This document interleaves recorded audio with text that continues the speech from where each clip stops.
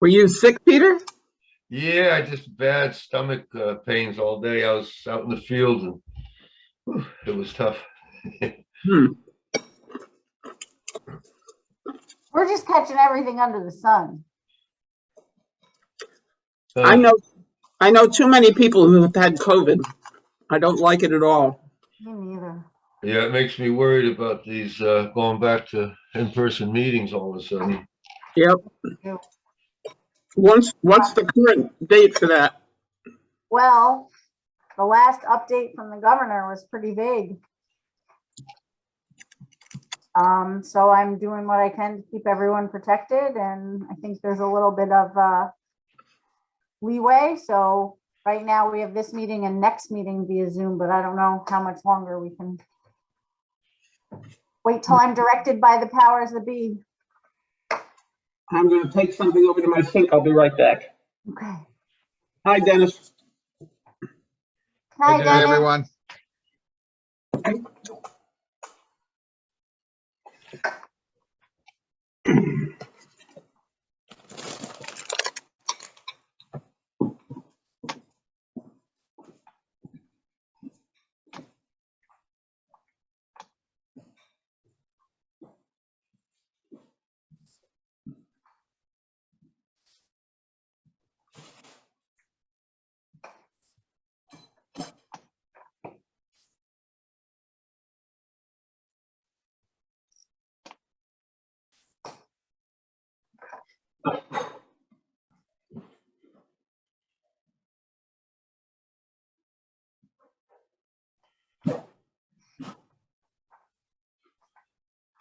Dennis, I didn't hear you knocking, so I figured you were going to do Zoom. Yeah, for some reason I thought it was in person, and when you sent me the Zoom link, I said, "Well, I'm a happy guy. I don't have to go to Woodstock." Although I always enjoy going up to Como Field, but yeah, it was kind of nice to be able to sit in my office.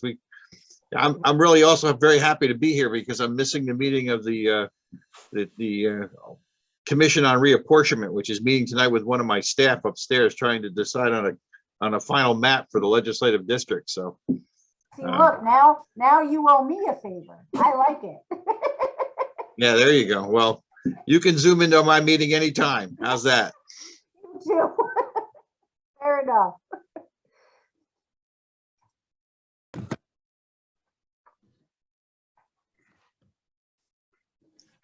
So I have asked a couple of my planning board members, county planning board members, to join. So I see Mike Baden just joined us. Morning, Mike, or good afternoon, Mike. Hi, Dennis. Hi, Mike. Hi there. Thank you for the invite. Thanks for coming.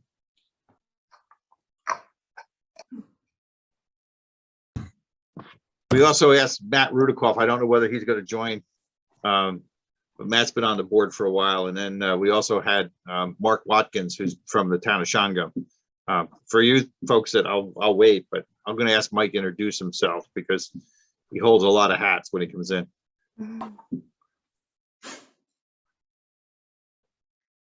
Sounds good. I'm so appreciative that you were willing to do this. So my sincere thank you, Dennis. We really like I mean, for me, this sort of like kitchen table discussions are the best ones that you can have. All right, everybody. It is 6:30 and we do have a quorum. So I would like to call to order the regular workshop meeting for the Woodstock Planning Board for April 21st, 2022. Melissa, do you have any updates to the agenda? Nope, no updates. Okay. On the communications and announcements, we have an email from Marga Dioso regarding the Pine Sox information for T-Mobile. Pine Sox is Stuart found out is something you put on up on the antennas to kind of hide them. We have an email from Mr. Ratcliffe regarding the new task force he's doing, which is the tree task force. We have an email from C. Aslow regarding the tower lease agreement. And we have an email from Campanza, which is regarding zoning changes. I believe it was in New Paltz, but maybe not, but it was zoning changes for solar systems. and he thought he brought that to our attention. And then we have the March, April 22 issue of the Talks of Towns topics. And we have an email from Jill regarding the noise law. So without further ado, we will move on to our workshop, which is general practices. And this is a refresher course on standards of a planning board. And we are greatly honored to have the director of Ulster County Planning Department and Planning Board, Dennis Doyle, to make our presentation. All yours, Dennis. So thank you. I want to let Mike Baden, who is also on the County Planning Board, introduce himself, if you don't mind. Yeah, thank you, Dennis. Mike Baden, I'm currently the Town of Rochester Town Supervisor in my 5th year as that. Been on the County Planning Board. Let's see, this is my 13th year on the County Planning Board. Currently the Vice Chair. I've been the Chair. I've been the Secretary. I've worn a lot of hats in there. I also sit on the Ulster County Transportation Council, the Ulster County Trails Advisory Committee, the Ulster County Recycling Committee, and I'm sure I'm forgetting a few others, but it all keeps me pretty busy. I've been involved in planning and zoning for about 20 years. I first went to a town board meeting in 2003 and asked a question. And I always tell people that be careful of the result of asking a question, because 20 years later, you'll end up being town supervisor. So that's kind of my background. I've also taught a number of training classes in planning and zoning subjects for the New York Planning Federation, for various planning boards around the county, and actually a couple over in Dutchess County as well. So, and Dennis has used some of my information. I have one that I taught that I started because I saw there was no training out there on it, called How to Write a Decision. And you know, there's a lot of training about how to review projects, but not about how to actually go through the process and end up with a finished product. So that's about a 2-hour course that I've probably taught 8 or 10 times now. So Thanks, Mike. Thanks, Peter. Rather than do this as a quote presentation, I'm more comfortable having conversations with board members than presenting to board members. But let me just ask the first question, and that is, how much time do you think that you would like to spend? That much, huh? Well, I can certainly cut that short. It's all you and your availability, Dennis. We're just so grateful to Okay. have you. All right. You So make let the call. me ask the next question, and are there any particular topics that you would like to that you would like to see me cover? So I have a pen ready, so if anybody wants to say anything, so. I do. Okay. I'm not sure what topics Peter raised with you that led you to be here, but somewhere I got the impression that one of the things you wanted to talk about is that we have more power than we think we do. If that is correct, I would like to hear about it. Okay. Okay. Anybody else? All right. Well, this is going to be I think a one-sided conversation. I'm guessing. So why don't we start with this? This is Stuart Lipkin. I'm on the planning board. I just have a thought. One of the things we run up against is that we don't have enforcement power, but we do have power to add conditions to special use permits and so on. So it would be helpful to me if you could talk either generally or specifically as to what conditions a planning board can typically place on an application that would help us down the road in terms of compliance. Okay, that works. I can address that. Thank you. Anyone else?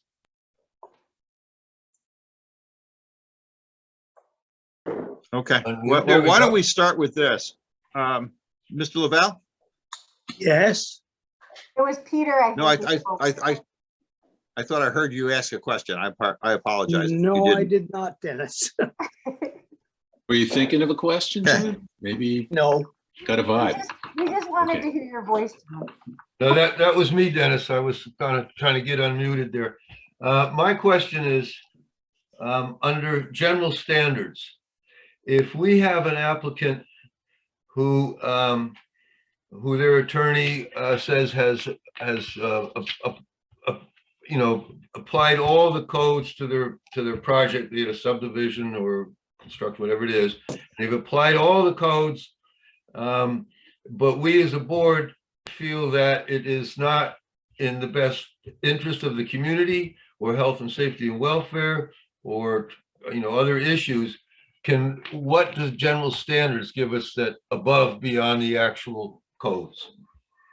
Okay. So I've got 3 so far. Are we gonna go for 4? Okay, all right. So why don't we start? And I want to just start by admitting some confusion. I went on your website and looked through your codes. And can anyone tell me what section of the code the county that the planning board is formed under? Because I was unable to find it. Isn't that in the town law Okay. as opposed to the local Well, it's code? in town law, but generally, town law is broad. It's under town law, it's section 271 of town law allows towns to form planning boards.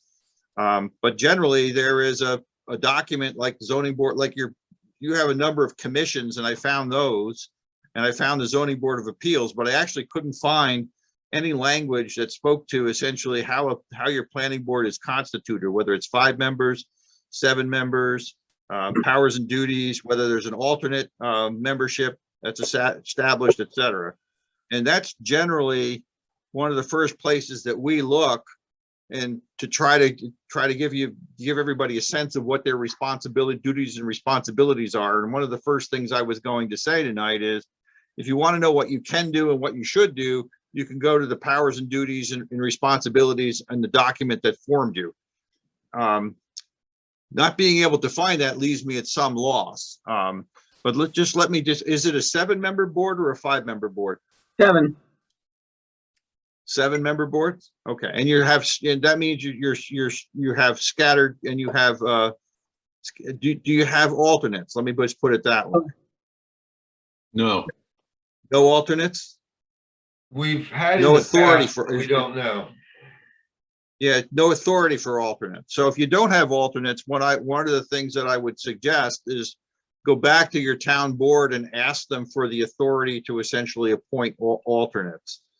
And during that appointment of alternates, I would suggest that one of the first things that they do is overrule the state statute with respect to section 271 in terms of what alternates can do, and allow alternates to, then they use municipal home rule law to do this, and allow alternates to sit in place of absent members. If you don't do that, then alternates are restricted in terms of when they can serve as alternates. Just be aware of that. Okay? Question?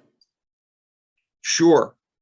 Does that mean that if you are having trouble making a quorum, you can call an alternate and make sure you got somebody? That's correct. That's why you have alternates, and that's why you overrule them. You overrule state law with municipal home rule law, so that there's absences they can serve. Thank you. Now, in so doing, they should be familiar with the record, and they should not have any conflicts. Just be aware of that as well. Okay. What do you mean by familiar with the record?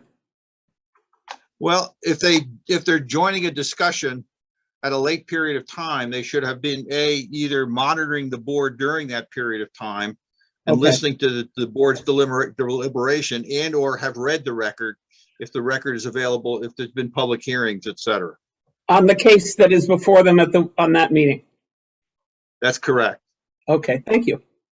Dennis, do you mind if All I right. jump in once in a while here? Go ahead, Mike. Yeah, one thing our town did a few years back before I was supervisor, but when I was planning board chair, we had cases where alternates would be in one meeting, out another meeting, then back in.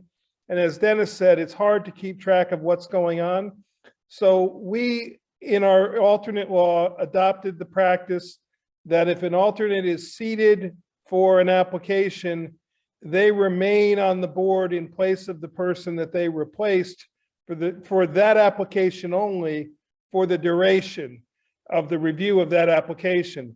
The reasoning behind it is somewhat obvious, because you have the consistency then of you're not really, because if an alternate's bouncing in and out, you're essentially ending up with 8 people reviewing the project, not 7. So the theory behind it was that we did it that way. We also allowed the chair to seat the alternate in the case of a conflict of interest. Say somebody has to recuse themselves from an application, they can be seated for that. What we specified also is that just in a case of absence, if there's a quorum, the alternate wouldn't be seated. So some of the things you can do is within that alternate legislation, you can kind of craft when and how the alternate will be seated. And a couple other things that should always be noted in the minutes of the meeting when the alternate is seated, and if they're in for one application and then back out for another, you should record they're seated for this application and then removed and replaced by the regular member for the next application. So it gets a little,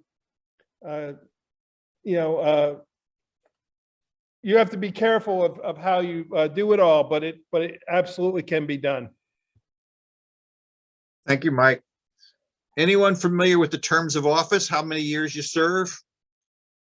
7-member board is 1 to 7 at staggered, just so you know, 1 to 7 years at staggered. How about qualifications to be a board member? Thought our terms of 5 years. First qualification is age. You have to be 18 or older. Second qualification is residency. You have to be resident of the community. Third qualification is you have to be a citizen. So those are the 3 basic qualifications for board members. How about reasons for removal? Anyone? Criminal conviction? You can be because you wanted to be. It's one of those. Jude.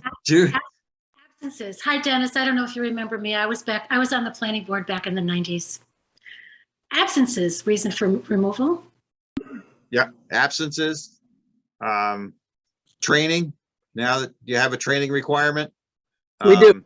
And then obviously for cause. All right. Let me ask a question, Dennis. I Sure. just scanned through the code, and it refers to the planning board, but you're absolutely right. It doesn't actually say how it is established. I think we serve for 4 years, and we do alternate. I've been on for a long time, but a lot of the things you're talking about, I have no idea where those are codified. It's 7 years. Yeah, it would be odd to have a 4-year term with a 7-member board. That would be odd. 7 years, it's the number of the members of the board. So like ZBA is however many they have, which I believe is Exactly. 5. So it's based on the number. That much I've learned in 3 years, guys. But I remember being asked to sign the oath more than twice. Because you Yeah. may have Anyway. came in at a time before the 7 years. You might have filled someone else's seat. Righto. Could be. I was trying to get all that information, but I was at a loss. Well, I guess the most important question is there any risk of our not having appropriate power because it doesn't say anything in the law about it? Well, Deborah, you got your hand up. Do you know a site, Deborah? So I know the answer to this a little bit because we've been Okay. talking about this in the Housing Task Force, and we're going to bring it to the town's attention and Judith may remember, we tons of meetings ago, discovered that there was that authorization was not in the current code. And I may so, have missed that meeting because I don't remember, but okay, and it's part of the draft. I mean, it's a little premature, but it is something that we're recommending and it's going to be included in our recommendations going forward, so that, it's just a matter of kind of, obviously, the board's operating, it has, it follows rules and regulations. And The board may be operating, that doesn't mean it's legally operating. I mean, you need authorization somewhere.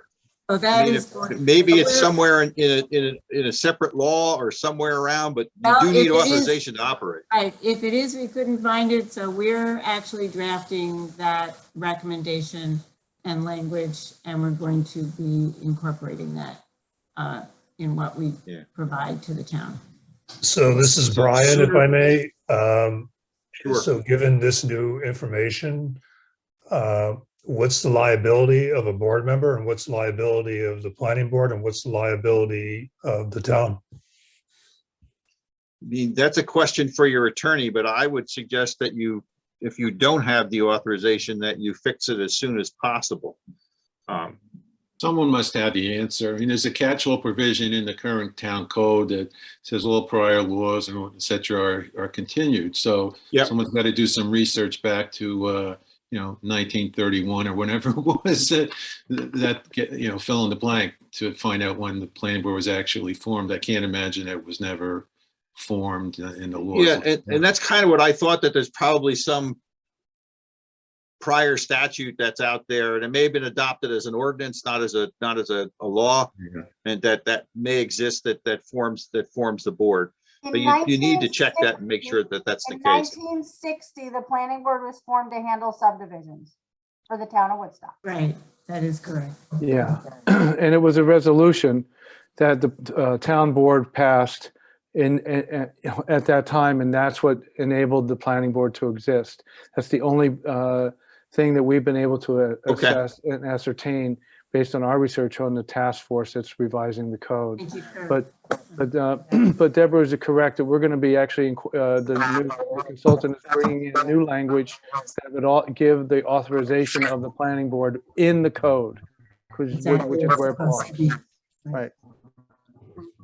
So that's a good first step, that's for sure. And don't forget what Mike said with respect to alternates.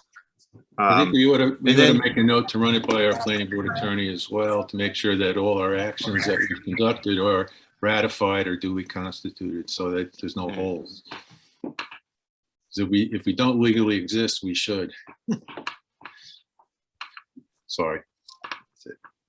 And then just know that the town board can appoint a chairman. I don't know how you folks appoint chairman, whether the town board appoints or whether if no chairman is appointed by the town board, then it can be appointed by the board itself. So somebody on the iPhone needs to, she did. Whatever. My impression was that the supervisor names the chair, and I don't know if he ever consults anybody. I think it's a collaboration of the supervisor and the town board. It's a resolution. It's a resolution by the town board. Yeah, that's generally, that should be how it's handled. It's normally handled at the organizational meeting for the town each year, where they would name the chairs of various boards and commissions.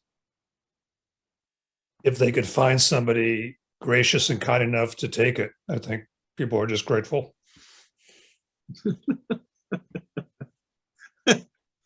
So I'm going to get to your questions, but I just want to go over general powers and duties of a board. So you have the general powers and duties of the board, which are extant in the various portions of the statute that exist, and that's generally the zoning statute and the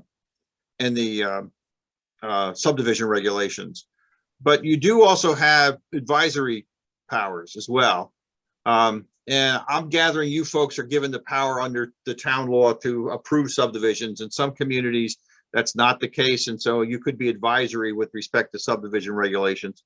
You're also advisory in most towns, and I looked at your statute, and I believe that's the case here with respect to zoning changes. That effectively zoning changes come to you and you have the ability to respond to those proposed zoning changes back to the town board. You also could be advisory with respect to any proposed changes to site plan regulations. Here's one that not a lot of towns in this county do, but the planning board can be advisory to, and that's capital budgets and capital programs. Recreation studies. The common one is variance requests. I'm assuming that you folks get variance requests from the Zoning Board of Appeals and issue recommendations with respect to those variances. Is that the case? No? I don't remember any such. The ZBA is pretty separate from the planning board, and the zoning enforcement officer deems whether or not it needs to go to ZBA or planning or where it's referred to. Well, you should think about the idea, particularly if you're reviewing projects that are essentially in front of you for special use or site plan approval. You should think about issuing advisory opinions, and nothing to prevent you. Generally, codes include them, but if your code doesn't, you should think about issuing an advisory opinion back to the Zoning Board of Appeals. It could be either positive, we'd really like to move this box around and it needs an area variance, or it could be negative. We really don't want to allow this to occur because it's adjacent to a house. And we've heard various comments with respect to that homeowner. So either way, but you can, it doesn't give you any more power than generally that an individual may have, but the board is entitled to essentially make those recommendations. And then finally, the last one, and it's usually in Ulster County, most of them are done through special committees, is development of the comprehensive plan. Generally, the planning board is asked to participate, or in some instances asked to prepare a comprehensive plan. Do you do any of that? We certainly had some input to it, but it was a separate committee. Okay. And here's one that people kind of blanch when I say this. Planning boards also make recommendations on whatever it is asked to comment on by the town board, or on whatever it chooses to comment on. So you have a great deal of latitude. For example, if you're reviewing stuff in a zoning statute and you don't like it, and it keeps coming up, and you basically say to yourselves, we should change this, you can make a comment back to the town board recommending a change. If you're looking at changes in land use or changes in things coming before you, whether it be the new solar, the solar adult uses, or some of those other things that come up from time to time, wind power would be one that may be coming your way, battery requirements, charging stations, etc. You certainly can make those comments back to the town board that basically ask them to strengthen the pieces of the legislation or to give you more power to waive certain things with respect to the legislation. Any questions on that? I think that we do get asked for our opinion quite often from decisions. I mean, planning board, you can yay or nay, but often we have on our agenda, like, they've asked for our opinion on blah, blah, blah, and then we follow through, but that's. And we have been known to suggest zoning changes. That tends to go onto the shelf somewhere and never be heard of again, but we do recommend it. All right, that's doing your job. Dennis, Let me ask a question. Go ahead, Mike. Yeah, we might want to mention too that the planning board can, in the course of your review, if you discover a variance that is needed, or say an applicant makes a change during your review that will then necessitate a variance, the planning board can send the variance request to the ZBA to hear, because as a planning board, unless your code gives you the ability to waive or vary a code, you can't. In some examples, like in our town code, we allow the planning board the ability to vary a setback by up to 10%, but which is, in most cases, 3 or 4 feet.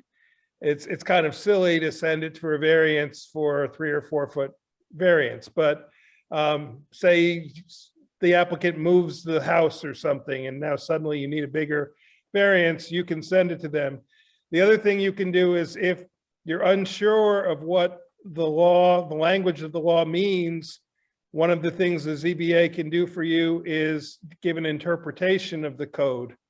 So you can send a request to the ZBA and say, we have this section of code and we don't really know how to apply it and what it means, and please give us your interpretation. And that's one of their roles that they can do.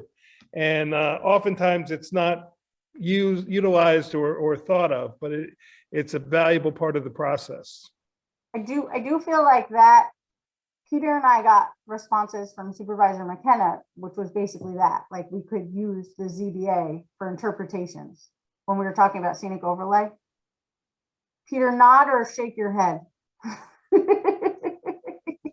So, Thank you. Can I ask a question?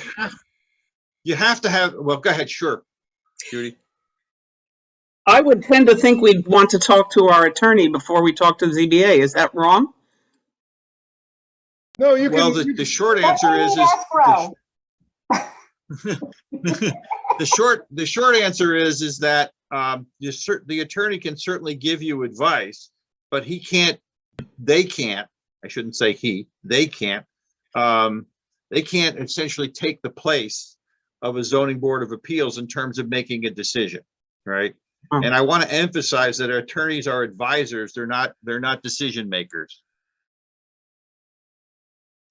So the other thing I just wanted to mention is, in terms of subdivisions, you have the power to review subdivisions, right? How do you treat variances with respect to subdivisions? When the zoning board of appeals is looking at a variance for a subdivision, do they ask you for a recommendation?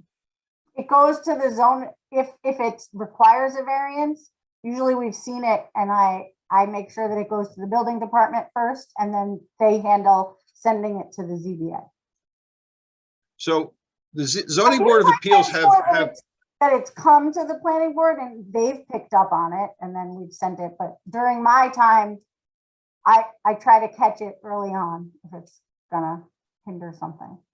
My understanding of the law is zoning board of appeals have a special duty with respect to subdivisions.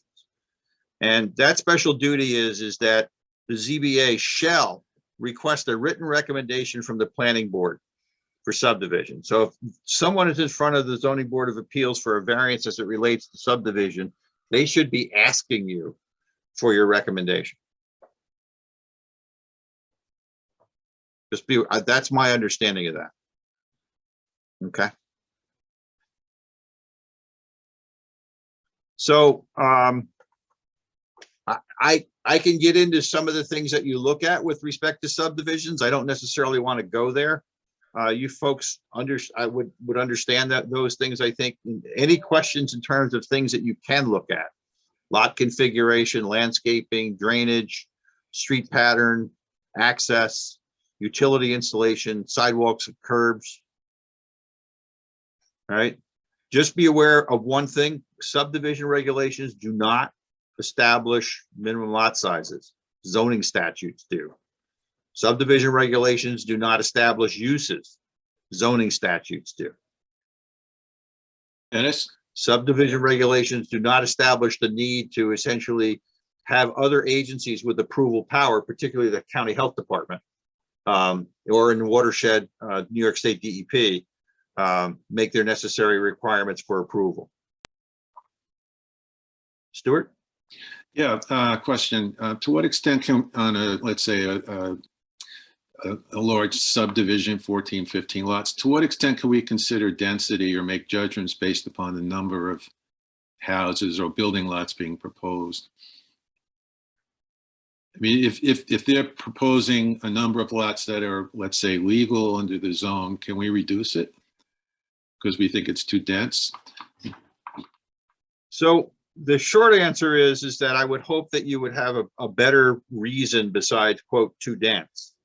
But you can use the power of I want everyone to understand when you look at a zoning statute, because we're back in the zoning statute, you're considering under subdivision, but you're back in the zoning statute. This is going to answer one of the questions that you raised is, what do we do when somebody says it meets the code and therefore you have to approve it? I suspect, I haven't read your code closely, but I suspect that one of the first things it says in the code is that these are the minimum requirements necessary. So the code represents the minimum requirements, yes, necessary. And here's one of the things that I would say. If all you had to do was meet the minimum requirements of a code, you wouldn't need a planning board. You literally could basically have the zoning enforcement, the building inspector say it meets the minimum requirements of a code, therefore go ahead and build. And that's what they do for single family houses. It's an as of right use. The zoning enforcement officer or the code enforcement officer looks at it and issues the permit. The planning process is designed to be iterative. It's designed to improve design. It's designed to essentially consider the community with respect to the context. And more importantly, when you read the zoning statute and the comprehensive plan together, there's a whole set of purpose section that's out there that says, here's the purposes for which we adopt this zoning code. The planning board is well within its rights to go back to that purpose section and say, how do we meet that purpose sections? To give you a sense of this, most planning boards are very comfortable working with design guidelines and telling applicants, these are the design guidelines and standards that we want you to meet. Right? But then they're less comfortable, which is essentially a planning guideline, to go back to the purpose section of a zoning statute and say, this is how this process or this project falls into those specific purpose sections of the zoning statute. I would also guess that when you looked in your special use permit, there's also something about harmony of the neighborhood that's in there. Probably similar language within the site plan review law. And then I won't even go to the State Environmental Quality Review Act because we'll get there later. But you can rely on that language within your zoning statute to make decisions in terms of what should or should not be allowed or how it should be allowed. The question of too dense, I'm a little leery to say you can deal with that. But if somebody wants to say to me that, well, the reason we're not going to allow that lot is because we're concerned about drainage, we're concerned about the grade of the road, we're concerned about the length of the drive, the length of the road in terms of getting fire trucks in it, and therefore, we're going to make some changes, that makes some sense. If we're simply going to say that, oh, by the way, we just think that 14 lots on this property is too many, then you need to have much more, I think, of a record to make that determination. Yeah, I don't disagree with that, Dennis. And when I say too dense, I'm talking about impacts of a certain number of houses on, drainage, septic, wetlands, and so on. But the density is kind of my catch-all word for all of that. I appreciate your comments. Well, the other thing is I'm presuming that the community allows cluster subdivisions. So the other thing to think about is to move to cluster subdivisions. Can you do mandatory cluster subdivisions? Dennis, we are right in the process of a lot of potential changes. I would say at the moment the answer is no. Okay. And the main thing that we can use that has muscle behind it is the wetlands and watercourse law, including the buffers. And the question of if somebody comes to us with a subdivision that is also a wetlands and watercourse request, and the only way they can mitigate is with a different lot line decision, it's not clear to me whether we have to say to them, go away and make a different choice and come back, or whether we can actually recommend something. But I want to get to the point of community welfare and character, because that is a really dangerous criterion. It's totally subjective. It's the kind of thing that has been used for, frankly, racial discrimination in other places. And I don't know, I mean, we've got a comprehensive plan now, but until a couple of years ago, it was 25 years old and totally irrelevant. So now we've got one, and now we can say, protection of the natural environment is a major concern, or affordable housing is a major concern. But until recently, we didn't have those things to use. So let me go back and talk a little bit about the cluster subdivisions. And my question is that I would presume that somewhere in your statutes, either on the subdivision regulation side or on the zoning side, there's some mention that clustering is permitted. Right? So my point being is if it's permitted and you're looking at a substantial number of changes that needed to be made in order for a subdivision to move forward, the suggestion for an applicant to essentially move to a cluster, which the board would consider, particularly on, say, not the entire subdivision, but on several lots within the subdivision, is one I think that, from my perspective, is one that the board has the power to do. The board can say, you're either not going to get these lots, or we can have a conversation about clustering these lots elsewhere. Does that help? I'll get to the question with respect to community character, which is a thorny question. Okay, Mike, you got anything you want to say? Well, just sort of relating to some of what Dennis is saying, going back to the when you write your decision, one of the key things to do is have what's called the findings of fact in your decision section in your decision. And that I created a template that still is continued in our planning board some 15 years later. And it starts with everything as basic as the parcel is located on such and such a street.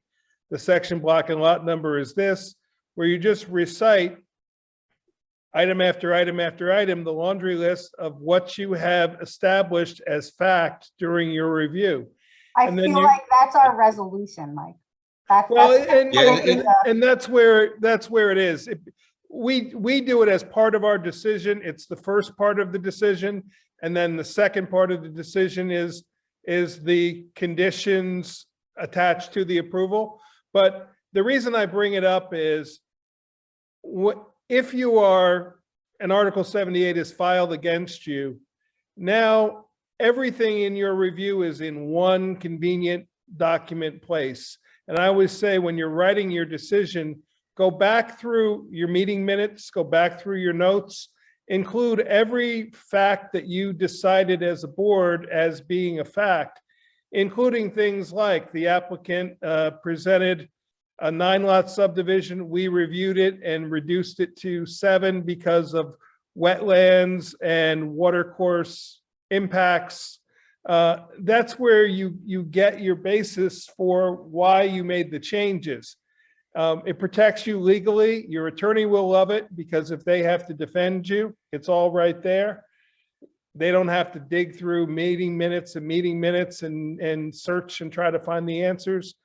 And I call it one-stop shopping. And when you're all done, everybody can agree this is the end result. So that's sort of taking what Dennis is saying. You have a lot of power and leeway in deciding. And one of the questions, and I forgot who asked, was about conditions. You can add conditions to a decision as long as they are reasonable, and you can justify the condition for some reason. And the key is it needs to go back to either your zoning code or to your comprehensive plan. And as long as you can justify that condition, you're good. So I may have jumped ahead a little bit, but let me let Dennis get back to it. So no, that's okay. And so one of the things I wanted to say is, in following up on Mike, is just make sure you list all of the things that you considered. So all of the submittals that you've done, all of their submittals, if you have consultants, their consultant submittals, and then work your way back through as part of that decision making. The idea of conditions, we always use, the planners always do, or planners and attorneys always use the term rational nexus. So if you're going to put a condition on a site plan or a subdivision or a special use permit, what you want to basically say, what you want to be able to prove is that there's a rational nexus between what was proposed and what your condition is. Does everybody understand that? Any questions about that? I mean, is there anything that you've done in the past on a condition that you said, I wonder if we can do that, and didn't do it, or did it and said, well, I hope we can do that? No. All right, that works. Dennis, So- one point I can bring up, and there's a lot of court cases on this. Hours of operation is a big thing. Sometimes planning Yeah. boards feel for a business aspect, they've heard from the neighbors, we're concerned about noise or light pollution. You can't impose hours of operation different from one business to another if they're the same type. You can't tell one gas station they can be open till midnight and tell another one they could have to close at 8 p.m. Because of their location. If they're allowed to operate in that zoning district, you have to be consistent. And the courts have found time and time again against boards who do that. So that's a big one that a lot of people jump to as, oh, well, we'll make them close early, or we'll make them be closed on Sundays or something like that. You have to be consistent with how you impose conditions on things like that. Yeah, and the other one that we have asked communities to avoid is renewable special use permits, where they have an expiration date. We would just ask you, if you're going to do it, think long and hard about the reasons for it, and think what happens if they come back to you and you decide that, by the way, we're not going to renew it. That's a real issue, particularly if you're going to have a lot of investment in structures on the site, as compared to, say, for example, a flea market or something of that nature. Question? Stuart? Yeah, thank you. So in Woodstock, we have a short-term rental law, and the town board codified our applicants having to get a special use permit in order to receive approval. So that those were coming to us, and I think I know the answer to this because we've discussed it a lot. But do those special use permits run with the land, so that if the recipient of the permit sells to another person or so on, or a corporation or something, then the permission is there forever? In terms of that? Or is It that goes to how the special permit is written. My first answer would be yes, but I would characterize that in basically saying is there may be ways that a board can couch those special permits that effectively they have to come back with change of ownership. What we suggest that boards do, rather than, we like the idea of issuing certain kinds of special use permits for non-owner occupied or non-primary residence occupied special short-term rentals.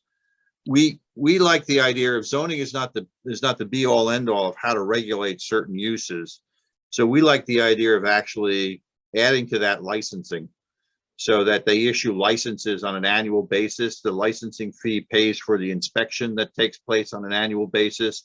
And then the licenses can be reviewed on particular bad actors. If there's, police activity at the site, disruptions at the site, then you're not revoking a quote special use permit. You're not going through all of that process. The license just gets revoked on the basis of the things that are in it when it gets issued about revocation. And that's a standard way to do that. And I would tell you that there are communities that do that for short-term rentals. There are also communities that do that for adult uses as well. And there's other types of things, campgrounds and those things. And what you're trying to do is essentially make sure that the inspection fees and the cost of monitoring these types of uses are picked up as part of the licensing fee. Well, does that help, Stuart? Yes, it does very much. I think it's really a matter for the town board if they're going to revise the law or not along those lines, because we're just a planning board. We administer the law, but I think they would have to consider a change. Thank you. Sure. Anything else on, well, let's continue on powers and duties. I know that we talked a little bit about what conditions you can apply, but here's a question with respect to site plan work, etc. What's your reaction when somebody provides you a site plan and you look at it and you go, as a board, you go, I really wouldn't do it that way. I really think that what we should be doing is thinking about this in another way. my question is do you simply look at the site plan and say, well, it meets the requirements of the statute, therefore we can't move the boxes around? Or do you actually undertake a little bit of design work and say, we would prefer X, Y, Z versus what you're showing here? Well, Do you give me? I'm sure we would do that. The question is whether we have the power to require it. The short answer is yes. Site plan review is not basically saying to a developer that now that you provided a site plan. I mean, let me ask you the question on the subdivision side. You folks probably rearrange subdivision lots on a regular basis, right? Somebody comes in, you say, well, we don't like that lot line should be here. We're concerned about this, that line should be over there. I would suspect that you do that on a regular basis. Yeah. Key is you could do the same thing with respect to site plans. You could come back and basically say, that entrance is not working for us. We'd like to have it over here. We'd like to see the building closer to this side versus that side. We want to move the building to the front of the lot. We don't want parking in front of it, all of those things. And if you have design guidelines, and I think you may or may not, I'm not sure whether you have design guidelines. I just want to remind you that the county, Ulster County the planning department has a set of design guidelines that are out there, and you can use those if you don't have your own. The point being is to move things around till you're comfortable, right? And that goes to some of the questions that got asked with respect to community character and concerns. Those are the types of the reasons you have the power. And I started by saying that a planning board's activity is iterative, is that if we were really just sitting here saying design the way you want to, and as long as it meets the requirements, we'll approve it, then you really need to think about that. And not only can you move the boxes around on the site, but you have a civic design commission. I think are they advisory to you or not? They're advisory to you, but is that correct? And their decision has to be overridden by a majority plus one. If the CCD. So here's my point. If you know that there's a civic design commission that can influence design, right? And in order for you to change their design, you could have to overrule them by one. You can pretty much see that your powers under site plan review include design. And it includes what buildings look like. It includes fenestrations. It includes, you can even get down to colors if you so desire. You just have to basically make sure that in doing that, you have a rational nexus for what you're doing. And there are some simple ways to do that. One is design guidelines, which basically start to say where parking goes, how buildings relate to the street, how pedestrian work. Those are one thing. I suspect that the design commission has their own set of design guidelines. And then what we've seen towns do that probably aren't as sophisticated as you, they've actually gone through and said, in order for us to consider your application and make sure it's contextual with the town, they asked the developer as part of the site plan submittal to basically give them their design philosophy and how that design philosophy was developed in relationship to what's in the town now, or what design vernacular they're using. And typically what we see architects and engineers doing is they take some pictures of the various buildings in the town. They take a look at, they produce boards that basically say, we think this is where our roof lines comes from. Here's how our color scheme works. Here's where our landscaping is coming from. Here's how our lighting situation works. And they go through that process and they say, we think that that's how we've arrived at our design philosophy for this particular project. Those are fairly easy things to suss out and fairly easy things to follow when a community, when a board starts to look and says, well, I like that, I don't like this. At least they know that the architect and or engineer took some time, looked at the community or the adjacent community and said, this is where we're coming from. And some of that has to do not only with roof lines or colors, it also has to do with massing and scale. So, I mean, if you have a huge building and somebody starts to say, well, what are we doing here? The architect or engineer should be asked, where do we find that extent Or where does that design philosophy come from? Or what are you doing to break up mass and scale if the community has some concerns about that?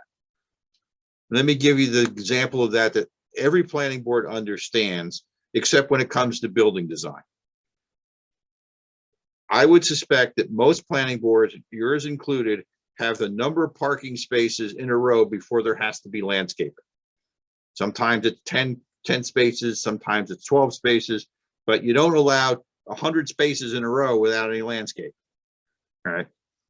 Similar conversation with respect to buildings, right? When you look at building fenestration, when you look at how they move buildings around, when you look at all roof lines, when you look at the changes in architecture, those are the things that if you want to think about why we're doing this, think about what you do with respect to what you do with respect to parking spaces. And that is, you're changing the articulation of the building for a design purpose. And that design purpose is to break up the mass and scale of the building. Then you begin to start to think about, where do sidewalks go? We pull sidewalks away from the building so that we can put landscaping behind it. That further breaks up the mass and scale of the building. Then the next thing we look at are, well, what are the unifying elements of the building that makes the building read correctly? It could be what we're doing at the bottom of the building. It could be the cornices of the building. It could be a change in color scheme as we work with that dentition on the building. There are all kinds of things that you can think about. And what you should ask is for an explanation of those types of discussion in terms of looking at whether or not something is within the context or the character of a community. I would say this: when you look at when you look at density and you look at trying to essentially establish a more compact and walkable neighborhood, design decisions make significant differences. And that's why, from my perspective, I see planning boards engage consultants for everything but design. You'll engage for water, you'll engage for sewer, you'll engage for wetlands, you'll engage for traffic, but nobody says, well, this is a really important piece of our community. It's on a gateway lot, or it has an overview of the community, or it's in an area that we want to have a focus on. And therefore, we're going to engage a design consultant to address some of the design concerns that we have. For me, whether it's a landscape architect, or whether it's a regular architect, or whether it's a combination of those, for me, those things are just as important, in some instances more important, than the discussion as it relates to traffic, water, and sewer. Traffic and water, for me, I see your hand, Judy. Traffic and water and sewer, for me, is a can we build it question. The design question is, for me, a should we build it question. All right, or how should we build it question. And for me, those things in terms of community character are one of the most important efforts that a planning board can make. Judy? Well, I'd like to have you apply that set of thoughts to a rural setting. Every time you say sidewalks, I think we don't have any. Not that we don't get projects in the hamlet, but the hamlet is very built up, and the subdivisions have been quite small and mostly just lot lines until recently. But if we are looking at a big subdivision, it's going to be out in the hinterlands, and it's going to be 100 acres or thereabouts. And the zoning is for big lots. The issues are not the same. So let me just say that I would think that in many instances, the issues are different, but they're still issues. Let me give you the example on subdivisions, all right? Private road subdivisions. School buses don't go down them. Kids stand at the end of the private road, and in general, sometimes mailboxes at the end of the private road. Is there a place for those kids to stand? No, they're standing in the middle of the road. And then the parents come out and they park 14 cars in a line so they can keep the kids warm. So the issue with respect to some of these rural subdivisions is, what are we doing with the kids when school's in session? How do we protect them? Where's the public health? Where's the safety for the kids in those instances? Same thing with respect to looking at you have, and this is my opinion, most communities have road standards which are over designed. We're in the process of trying to deal with stormwater and at the same time creating 26-foot wide roads. So the question then you ask yourself, if there's 26-foot wide roads, are you going to require them to line the road? Are they going to stripe it or not? And if they stripe it, can they stripe 11-foot lanes and leave me a 4-foot or 6-foot walking path adjacent to the road? So I don't have a sidewalk, but I have a delineated place to walk. Those are the solutions that come up in some of the rural areas, I think that deserve at least some attention. I'm not saying it happens all the time, and I understand that boards may be reluctant to have that conversation. But for me, I mean, I live in a subdivision that was done in the late 50s, early 60s, and it's got maybe 100 and I think it's got 100 and some houses in it. I see 30 kids standing at the entrance to this subdivision because the school buses won't go in it on a regular basis, and at least 10 cars there. And in the morning, it's like, do I go around the cars? Do I wait for the cars? Is there anybody here to sort of play traffic cop for those things? And it's something that would be better off to address. I mean, back in the day, they didn't think about it, but better off to address it doesn't happen again. That's the only thing I'm saying. Thank you. Any questions about your ability to essentially deal with design, move boxes around? I see your hand, John. What do you need? You're muted, John. You're muted, John. Sorry, there's a question. When you spoke about us being able to bring on advisory people, are there criteria for that? Must we always go through the town board? I'm sorry, I'm not following you, John. You advisory people, you said, or? Well, any kind of experts we want to bring in. Oh, no, absolutely not. Planning boards are unique, that they can actually sue the town board if they so desire. And if you really want to make your town attorney nervous, ask him who his client is. Because if the town attorney is serving both the town board and the planning board, he's in a lot of trouble if there's an argument between the two boards. So the planning boards within their budget have the ability to essentially hire their own attorney. And they have their ability to bring their own consultants on. And the ability to bring consultants on goes through the process in terms of escrow accounts, or it goes through the context of essentially raising your fees. So whether you need a particular expert for anything, your fees are enough that you can cover the costs of those. Escrow accounts are a little bit tricky, and you should understand those, and you should talk to your attorney about those.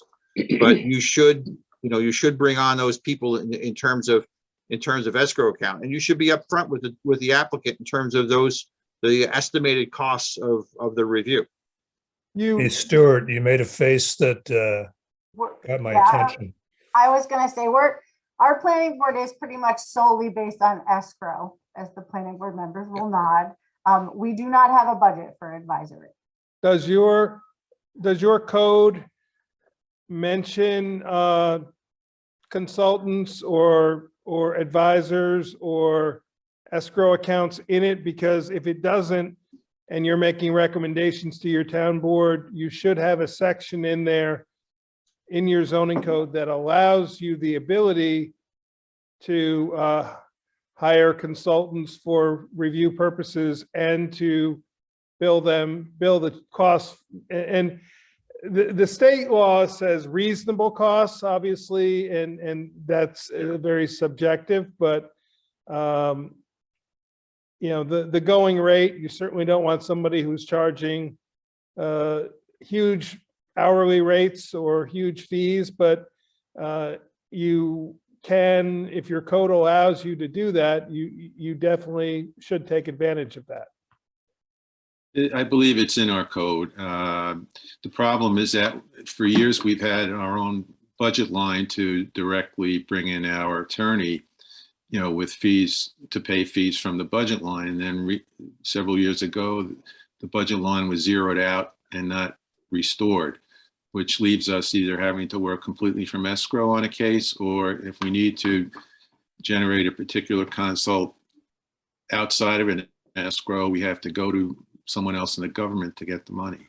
And that undermines our independence. The one thing about escrow, though, just bear in mind that if you're doing it, because the supervisor is the budget officer of the town and the financial, the CFO, basically, any escrows should go through your supervisor's office, and they should be the one holding the money, responsible for the reconciling of it. Return of when the due time comes. Yep, exactly. Well, Yep. it should also be segregated. Oh, yeah, no, it has to be. It has to be in its own count. That's under state law, that it has to be. It's not that it should be, it must be. So. John still has his hand up, John LaValle. What Stuart just referred to was we always had, at least for the legal fees associated with the planning board, a separate line item within the planning board budget. That 3 years ago was zeroed out. So that now if we want to consult with an attorney, it's particularly a planning board attorney, on any issue, we must go to the town supervisor in order to get authorization.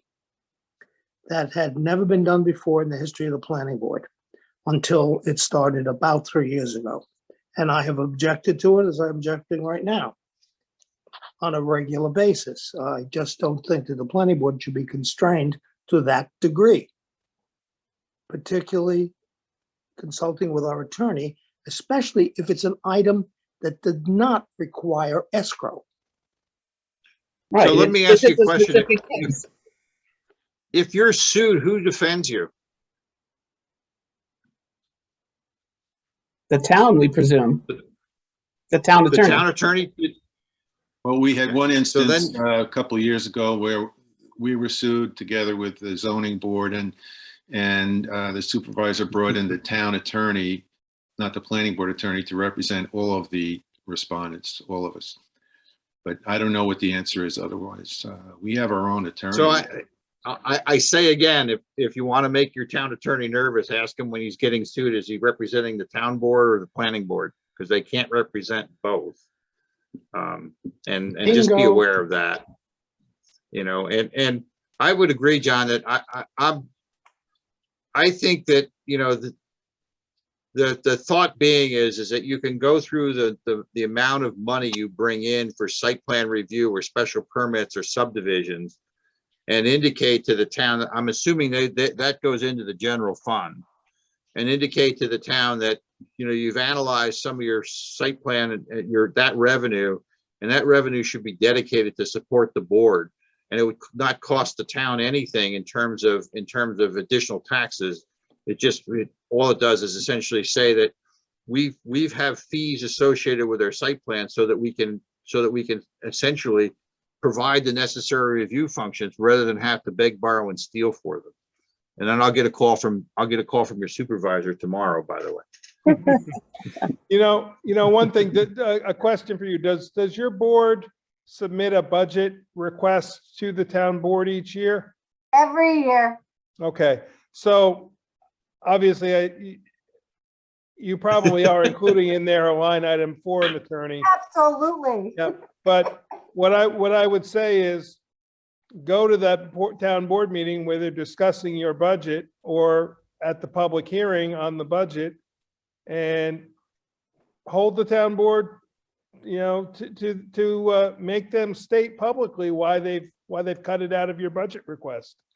As Dennis said, They claim that it's in the general fund and it's available if we need it, but it's in the general fund. That's the answer that we get.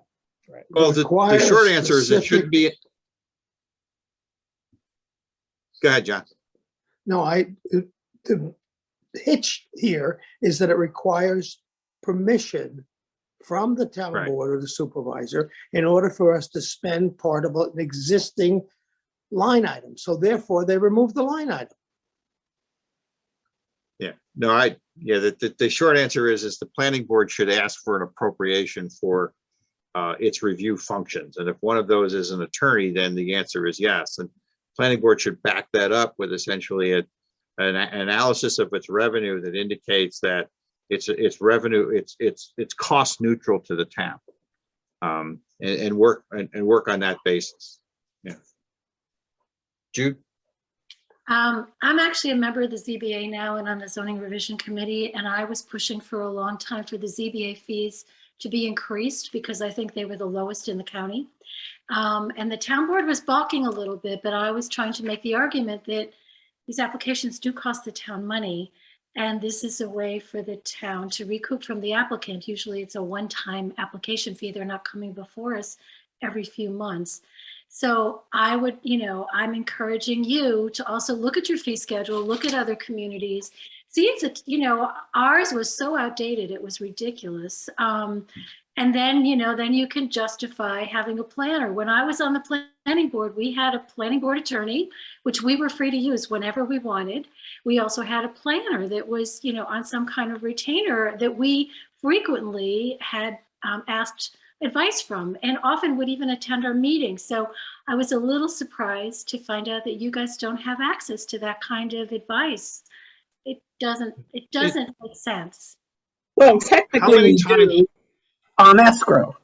If the case warrants having a planner involved, then we escrow from the applicant. But if we have a planning question that is not specific to a case, we don't have a budget for that. So the question I would ask you is, how often does an attorney attend your meetings? It's very rare, Dennis. Very rare. Yeah, And so the planner only when he's working on an escrow situation. Right. And when there's escrow So- and account and money available, do they receive the information? So one of the things I think that we forget in all of this is it's not only revenue neutral, is boards get sued on a frequent basis now. And one of the things I think that a conversation with the town would help would be to say is that, look, sometimes we need to ask questions, and the fact that we have no one to ask it to leaves us essentially without guidance. And we would like to not have to ask you every time whether or not we can ask somebody for that guidance. What I would propose is that we would we do something, say 25 or 30 applications a year. We would like to have, $200 or $300 or $500 per application. That's an allocation. And we will make sure that when we talk to applicants that we'll indicate that the fee covers X amount of hours of attorney's fees. And then if beyond that, we're going to ask for escrow, ask the attorney for what his estimate is of his time he's going to spend, and then put the rest in escrow. Those are, this is business as usual for most boards. Okay. Any questions about escrow or attorneys or anything else?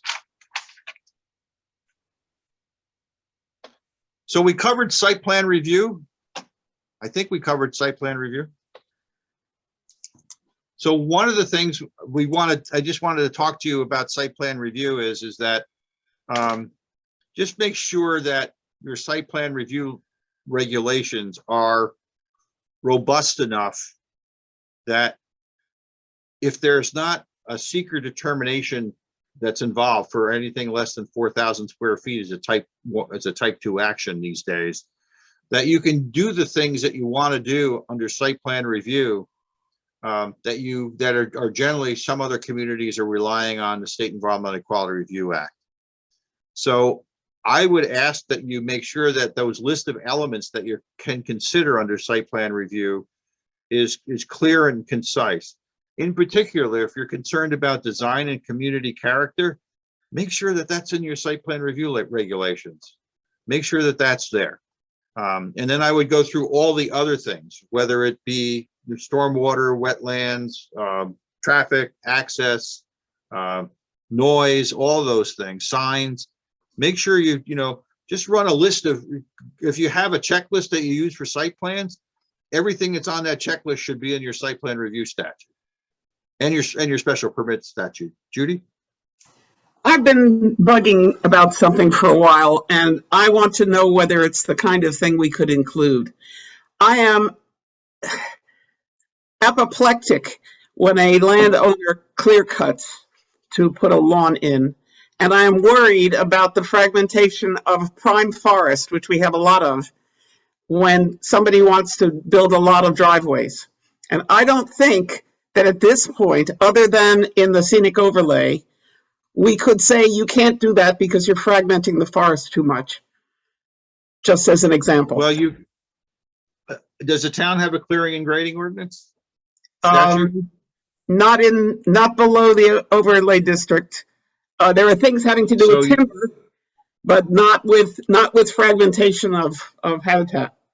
So you can do a couple things. One is that you can and you can essentially put in a clearing and grading statute. If you don't have one, your wetland statute may protect you somewhat, but you other thing you can add is a clearing and grading statute. We urge the communities to adopt those, and you can make the clearing and grading as small as or as large as you want, but an acre, less than an acre, whatever you want to do, that basically says if you're going to clear cut those things, you need a permit.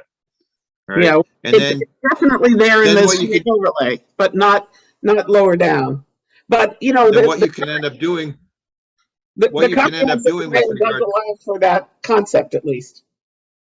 Yeah, what you can end up doing with respect to that is tailoring it by some of it would be a simple notification to the building inspector that essentially this is what we're going to do. Something over pick a number over that would essentially require a review by the environmental management code, the CAC or something of that nature.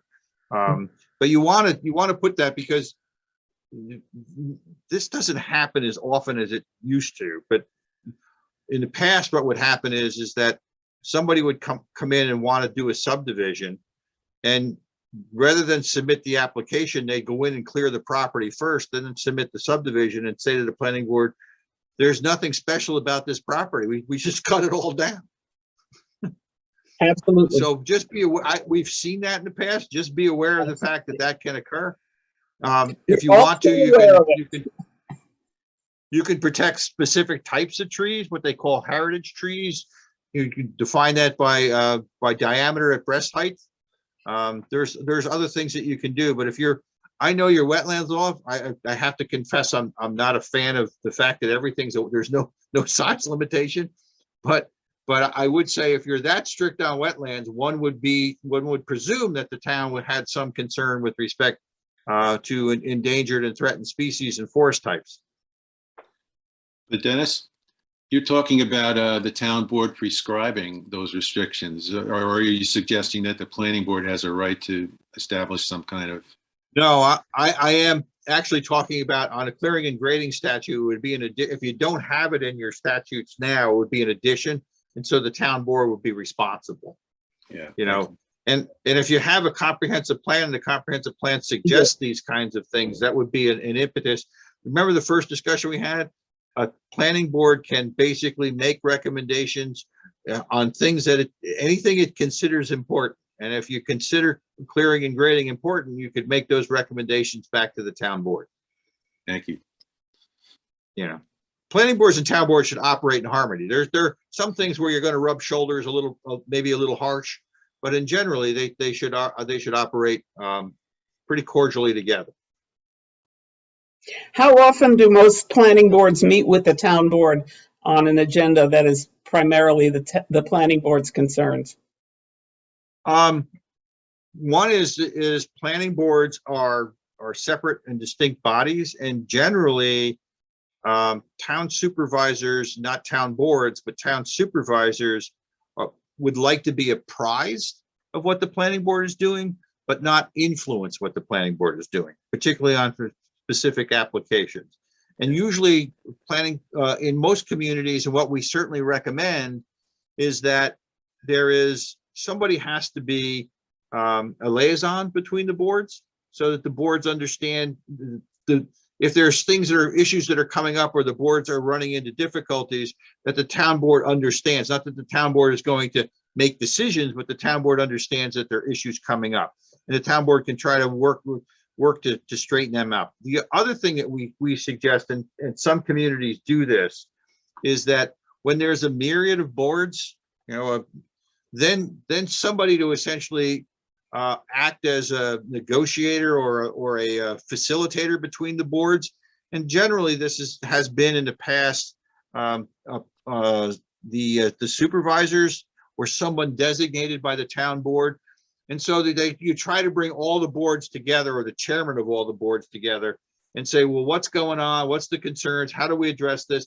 So you're basically trying to make sure that what you don't end up is with a project, particularly a project that the community wants, being stymied because the boards can't agree, or there's positions on the board that won't allow, that don't come to a point where if the board agrees with one position, they can't meet the requirements of the other position. You put an applicant essentially in a catch-22 situation. So then, the whole idea behind a planning board, in at least from my perspective, planners, is you're generalists in nature. You don't understand what the traffic engineer says. You don't understand what the biologist says. You don't understand what the landscape architect says. You don't understand what the stormwater folks says, but you have a sense of what they all do. And part of your job is to say, all right, how do we make them all work together? What can you give up as an engineer? What can you give up as a landscape architect? And you're trying to essentially need the expertise or the professionals together to come up with a holistic solution that everybody can agree to. And that, for me, is sort of like the job here. And there's certain things on public safety we're not budging. The answer I would give you is that, have a conversation with your wetland specialist to say, I want to disturb that piece of wetland, and everybody goes, that's not happening. I don't care what you say, our law doesn't happen, right? But by the same token, if I have an ugly building and the building is universally ugly and everybody goes, well, we really wish you wouldn't do that, right? And you said, we'd like you to change this, this, and this, and the applicant says, we're not going to do that. Then it's like, well, what can we do to help you? I mean, how do we bend our design guidelines? And my answer in many instances, particularly on important sites, is go talk to the wetland specialist, see if he'll bend his design guidelines. And if he's not bending his, we're not bending ours. Now, you want to build here? We'd like you to build here, but this is what we'd like to see. I'll leave it at that. Dennis? Sure. Yes, Laurie. I promise you this is my last question, but I don't know if it is. So can you address briefly what is the power of the planning board if an applicant comes wanting to develop a piece of property or an existing building or modify it on land where there are contamination issues under the ground? Do we have a right to have new samples made? How far can we go in assessing that aspect? Zoning statutes and zoning, the enabling legislation for zoning comes with the first thing it says is public health, safety, and welfare. That's the first thing it says. And so from my perspective, a planning board that is uncomfortable relative to brownfields or contamination needs to essentially do the same kind of, achieve the same kind of comfort level for that as it does for traffic or other types of things where the planning board is involved. That doesn't mean that you put yourself in the place of other agencies that have approval powers, particularly DEC in this instances, or the spill fund. And one of the things I think that is really important is developing a brownfield sites is something that I would presume the community would like to see, as long as it's done safely. Because you're taking a site that's underutilized, cannot be utilized, an applicant is willing to come in and invest in that, take the risks associated with that, and come up with a project at the end that meets the requirements of all of the approving agencies. And you need to realize that some contamination is not, all contamination is significant. Some contamination is easier to mitigate than others. The example I would give you is heavy metals, arsenic, lead, those kinds of things generally glob onto the first 1 foot of soil. Sometimes it get down as far as 4 foot of soil. There are really simple standards. And the same thing for DDT contamination, et cetera. There are really some, I shouldn't say simple, but they're very well respected methods to deal with that contamination. You remove whatever soil is contaminated. You don't take it off site, you remove it. You either bury it under things like parking lots, or you put it in berms, and then you put notes on the necessary site plan and plats, and you restrict the access to those so that nobody gets in there and digs in it, et cetera, et cetera. And the same thing if you bury it under, if you bury it under a parking lot, you can't have somebody boring through the parking lot or digging the parking lot up in the future. So those are really important things to consider as you look at how to remediate it, but the remediation is not difficult. It becomes much more, I think, concerning when you're dealing with groundwater contamination. And some groundwater contamination is more difficult to deal with than others, but all of it is concerned in terms of not only what's there now, but where it's going. And so that's the kind of thing I think that you have more concerns about, particularly in an area where you don't have public water. Becomes less of a concern if there's public water. Then the concern is where it's going. More of a concern in terms of absent public water, in terms of the health safety of people that are going to use or are going to use that water supply. But I wouldn't shy away from people that want to develop into brownfields. And I wouldn't basically say to them that, oh, by the way, you have a free pass here. There are a lot of individual agencies that will help you through that decision making. Not the least of which is our Department of Environment, DEC with respect to its facilities, and also EPA if it is a designated brownfield site.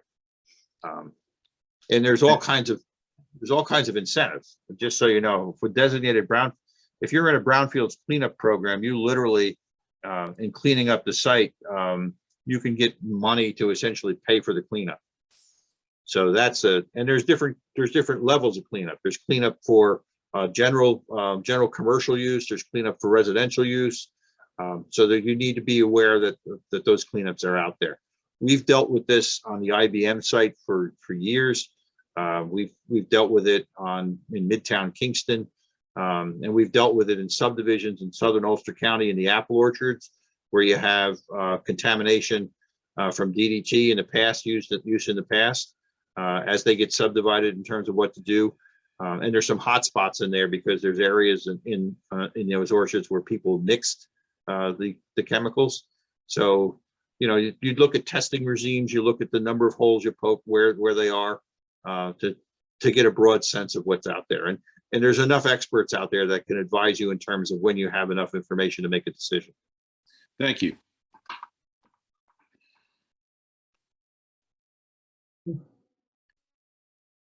Anything else? Any discussion on special permits you think is necessary, or? All right, let me just turn to some thorny problems. So you're submitted an application for a site plan review that doesn't meet the requirements of the zoning statute. Can you decline to review it until such time that essentially it does meet the requirements or not?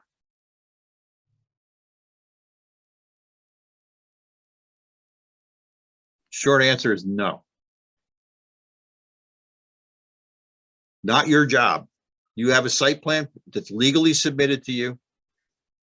It's in front of you for consideration. It may need a variance. It may need a town board change. But where that comes into effect is at the time when the application is complete and either the town board and or the zoning board of appeals makes its necessary determinations with regard to variances. So that you need to know that. So let me ask you a question with respect to the State Environmental Quality Review Act. When can you hold a public hearing on an application?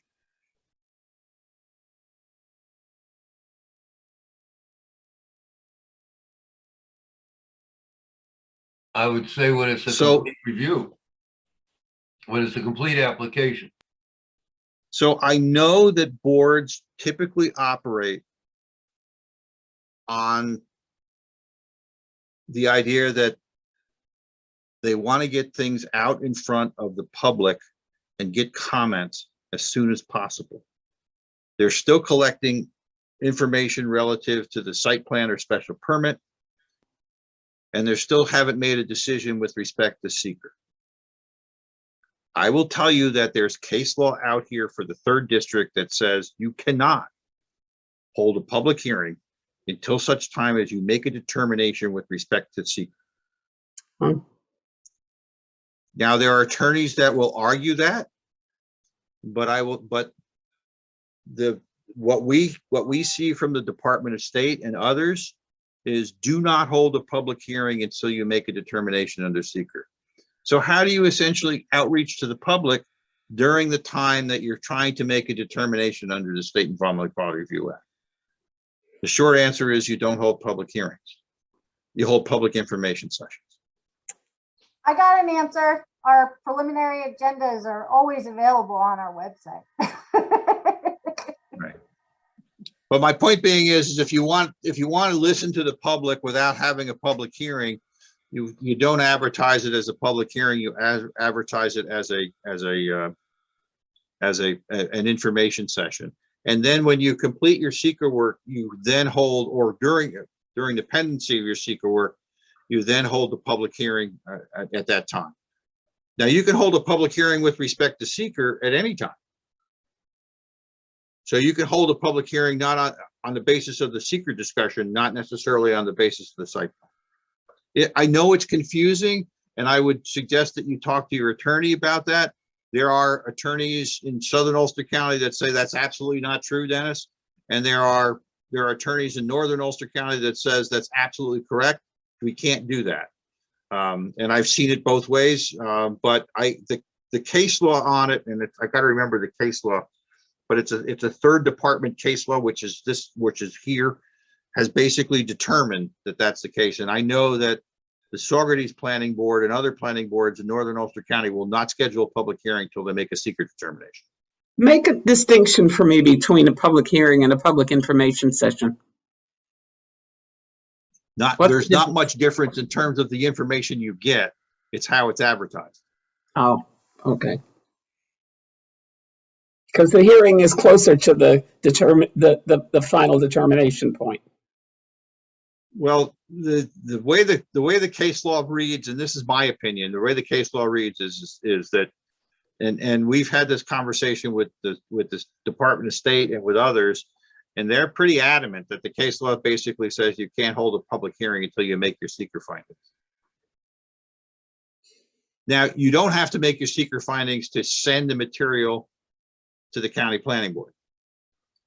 In order to send material to the county planning board, what you have to have in your possession is all of the material that you need to make your seeker findings. If you're doing a tower siting and you send us some material and you're still waiting for the visual simulations from the tower guy, you haven't made a full statement. All right, but if you have everything and you just haven't made your determination, you can send it in. To be honest with you, we would rather see things sooner rather than later. Does everybody know that the county planning board conducts gateway meetings? The department conducts gateway meetings?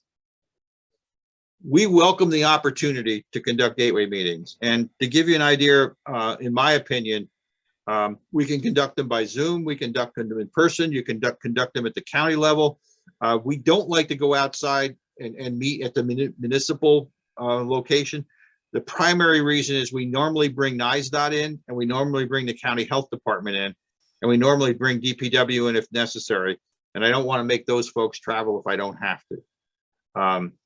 At any point in time, and multiple times, you're welcome to use us to have a gateway meeting. And Mike will tell you, and I think a number of attorneys will tell you, that they believe that it helps the applicant and it helps the various board members in terms of those meetings. The only thing we ask in terms of local planning boards, we invite local planning board members to attend.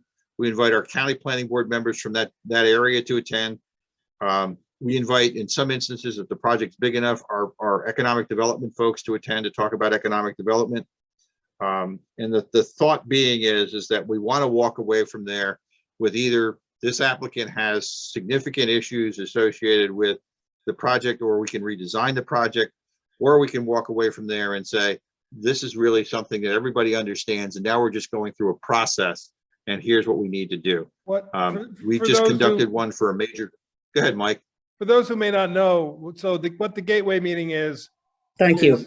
Yeah, so if you request, if your planning board decides as a body, and you should do it as a resolution at a meeting, to authorize the chair to request a gateway meeting from the county planning department, what you would do is you would send the information you have up to there. And what Dennis and his staff will do is they'll look through it, they'll figure out who from the county, from the state, whether it's county DPW, if it's on a county road, whether it's DOT, if it's on a state road, they'll invite all the people together, the applicant, their consultants, their engineers, attorneys, whoever. You oftentimes will have, from the local level, you'll have the code enforcement officer maybe, or the building inspector. Maybe a couple people from the town, the planning board. What you don't want to do is ever have more than a quorum, because then you turn it into a public meeting, obviously. But if it's in person, that you literally meet on the 6th floor in the conference room there and all sit around the table and talk about the application. And Dennis is a master at it. I've probably been through 20 of them with him, some for my own town, some for other towns. And we literally go step by step by step with each department, each representative. What are the issues? You come out of it with solutions, and it's the benefit of everybody sitting there having the same discussion at the same time. Totally free of charge. The only cost might be is if you sent your consultants, obviously somebody's paying for your consultant's time, or your attorney, or whoever, but the planning department will do it totally free of charge. And I can't say enough about how it takes a project and makes it that much better. And I just want to, we have used you guys for the gateway meeting, but I believe I came in right before, and it was a few years ago, but I believe that Matt Rudokoff had set everything up for that, for a certain case that we had. So we're familiar, and I mean, it was a great experience, and I feel like the planning board members were there, and it was more, Mike, I agree with everything that you're saying. Yes. Now that you say that, I remember that, because I was there as a representative of the county planning board. The gas station, as I recall. Yeah. Yeah. Yep. The other thing, Cases, Dennis. Dennis, if I could Yes. just, I want to just apologize. I actually have 2 local laws that I have to write tonight for tomorrow morning. So I'm going to excuse myself here this evening, but it's been a pleasure meeting everybody. And hopefully my experience has helped, and you've got a great teacher in Dennis. So thank you very thanks, much. Mike. Appreciate it. Thanks for joining us. Thank Oh, you, no Michael. problem. Thank you. Mike. What Thank town you. is, So what town is Mike at? Rochester.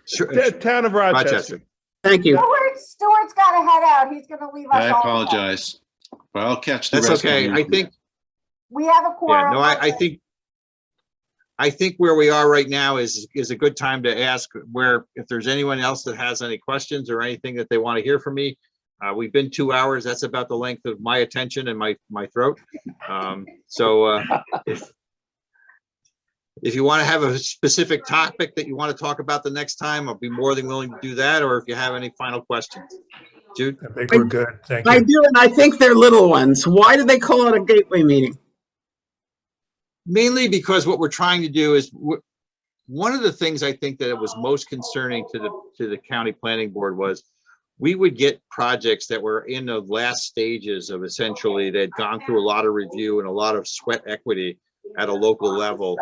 And then we would start to say, well, what about this? And we were hearing back from the communities that, you know, if you'd asked us that sooner, we would have been able to move things around or change things. So the thought was essentially we would use you can argue the name, but the thought was that what we were trying to do is get a gateway so that everybody was on the same page at the same time. I mean, you could call them pre-project meetings. We played around with the name, but we came up with gateway as the idea of I was essentially. confused because we have a thing called the gateway overlay, and has to do Yeah, with no, physically this the is gateway of the town. this is sort of like the first intro into all of the approving bodies that would be involved in your project. And we've had projects go through. I've had some projects that have done 3 of them in a row. I've had some consultants. The best one I can tell you is I had some consultants for applicants do not advise local planning boards not to hold these things because they don't want anybody else looking at over their shoulder until it's almost done. And then they can make the argument at the local level that, well, it's too late to change it now. The best example, and I won't name the town, but the best example was we had a Dollar General that was proposed in a community that was adjacent to a school. They declined a gateway meeting. They argued with the local planning board that they didn't want to come, and they just said no. So it came up to us as a regular review, and the LP tank, the propane tank was adjacent to the school, and we said, you got to move it. We can't have this propane tank within 100 feet of the school. We want it on the other side. They went crazy. They basically, we'd have to move all of this. We've got this you got to do. And I said, that's why you should have had a gateway meeting, because we would have told you this from the start, that you don't put propane tanks next to schools. You know, so those are the kinds of things that sort of get sussed out. And we have a great relationship with DOT. They come in, they make specific recommendations. You get the benefit of their decisions or their concerns right away. Sometimes they're none, and sometimes they're significant. So I'll leave it at that. And our county health department comes. They'll go through all of the things that you need with respect to health department, water demand, all of that stuff. So they've been fruitful, and I'm really glad that we started them. My other question is, we do not have a planner on staff. I'm wondering whether other towns our size usually do. No. The short answer is no. There are very few towns that have planners on staff. There are some towns that hire planners as consultants, and they're used either on every application or they're used on some applications. But I don't know of any town in Ulster County that has a quote planner on staff. The thought being is that I went through everything starting in 74. well, the thought being is that remember that anything you can do individually, you can do shared. So the thought being is that if towns want to get, we've sort of floated, Mike has actually floated this in the Rondout Valley. The thought being is if you do this together and you decide that we're each going to pick up a portion of the planner's salary, then I think it becomes much more doable. I would also say that consultants are becoming much more expensive. And what you really need to think about is, what the applicant can afford and what you can afford relative to that. And use them sparingly. I mean, I've seen consultants write 5-page memos that really the building inspector should write. Mm-hmm. You need to take some care in terms of what you're asking a consultant to do. I'll leave it at that.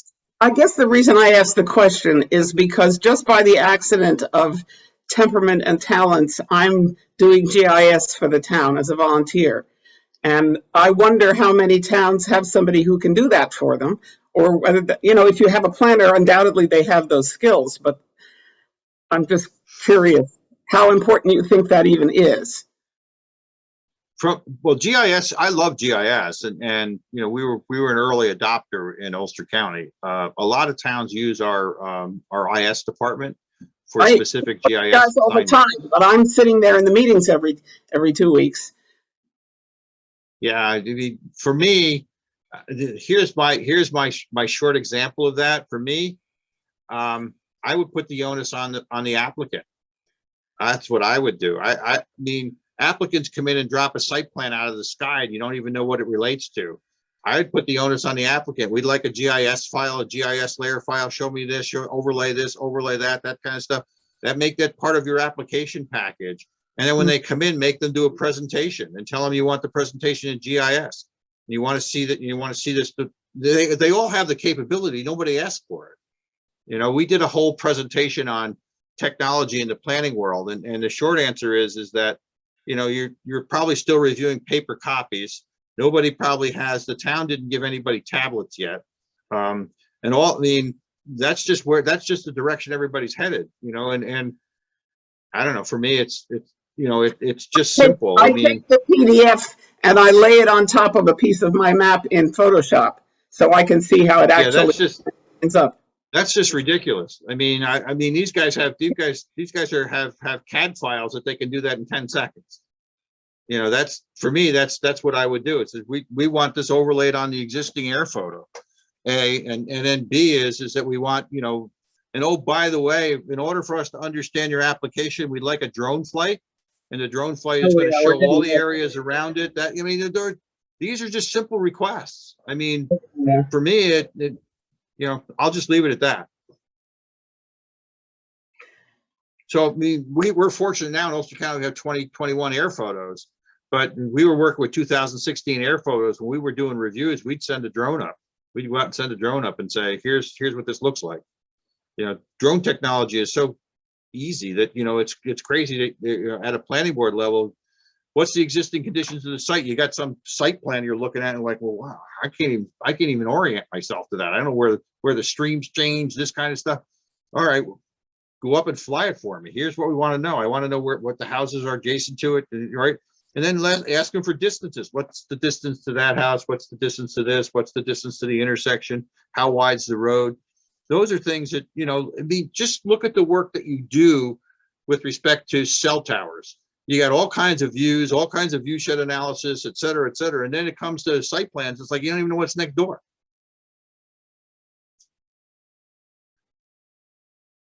Thank you very much. Much appreciated. John, always good to see you. Thank you, Dennis. Dennis, thank you so much. Dennis, thank you very much. Wonderful. Thank you. Thank you, Dennis. It's Appreciate very it. nice. All right. Very good. Yes. Have a good one, guys. Take Okay. care. Melissa, is Stuart still with us? No, he has, Stuart had to leave. So you're it, or you can, yeah. We just have to get through these resolutions. Don't see him. No, he left. Oh, He left. Okay. Sorry. all right. So we have to approve a resolution for Fisher and right. Do we have enough to approve? I guess we do. We do. We do. We do. Okay. So would somebody please make a Poor Peter doesn't feel good. I can't even think straight. To approve the resolution for Fisher and Vida. so moved. Okay, all in favor? Aye. Aye. Now we have the Nelson, which was that subdivision out in Wittenberg, the 2-lot subdivision. So I'd like to hear pass a resolution for Nelson Planning Board case. So moved. So moved. All in favor? Aye. Aye. Okay, now we have one for Centerline Communications. Can I hear a resolution for that?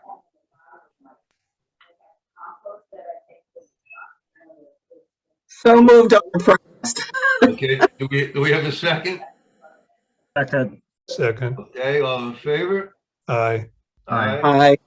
Nay. Okay, I heard a nay. I got it. And we have to sign some site reps for the Lions rental one, which I'll do because I know where it is. Okay, and just remember, it's just, well, they're here for the driveway right now. Right. And then- Perfect. And then we have to make a, what's that? You're doing great. We have to make a motion to return the escrow to Swan Aaron, special use case 210661 for the amount So of. moved. All in favor? Aye.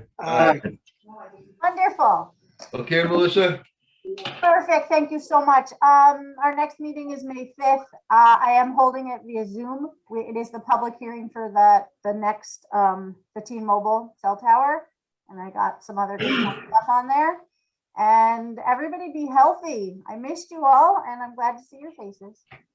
You stay healthy too. Thank you, Yes, everybody. indeed.